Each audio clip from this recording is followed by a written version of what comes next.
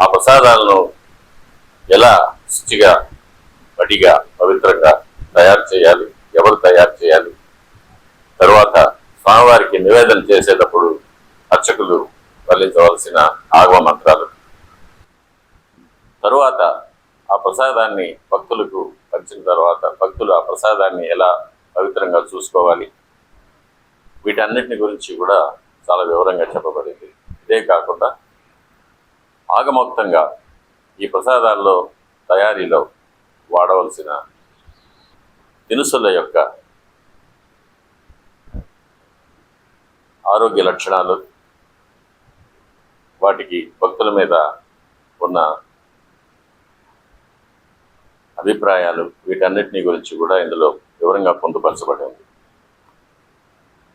వారు చిన్న దేవాలయాల్లో కానీ గృహాల్లో కానీ పండుగల సందర్భంగా కానీ ఉత్సవాల్లో కానీ పర్వదినాల్లో కానీ తిరుమల దేవాలయాల్లో తయారు చేసే ప్రసాదాల్లాగే తయారు చేసుకోవడానికి తయారు చేసే విధానాలు కూడా ఇందులో అమర్చబడి ఉంది. ఇదే కాకుండా ప్రాచీనమైన శిలాశాసనాల గురించి చక్రవర్తులు, మహారాజులు, జమీందారులు, దండనాయకులు, మంత్రులు వీరందరూ కూడా ప్రాచీన కాలంలో స్వామివారి యొక్క నివేదనలకు ప్రసాదాలు తయారు చేయడానికి ఆయా ముఖ్య దినాల్లో స్వామివారికి ఆరగింపు చేసి శాస్త్రోక్తంగా అర్చకులు, పాచకులు, పరిచారకులు, సిబ్బంది, భక్తులు మొదలైన వారికి పంచడాన్ని గురించి,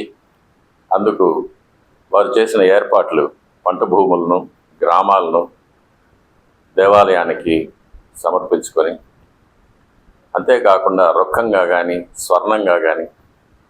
లేక గోవులుగా కానీ ఆ గోవులను పరామర్శించడానికి సిబ్బంది, ఆ సిబ్బందికి వేతనాలు, వీటన్నిటినీ కూడా ఆ శిలాశాసనాల్లో నుంచి తీసి ఇందులో ప్రచురించడమైంది. భక్తులు ఈ పుస్తకాన్ని ఆదరించి స్వామివారి యొక్క అనుగ్రహాన్ని పొందడానికి ప్రతి భక్తుని ఈ పుస్తకం పవిత్రంగా వెలియడానికి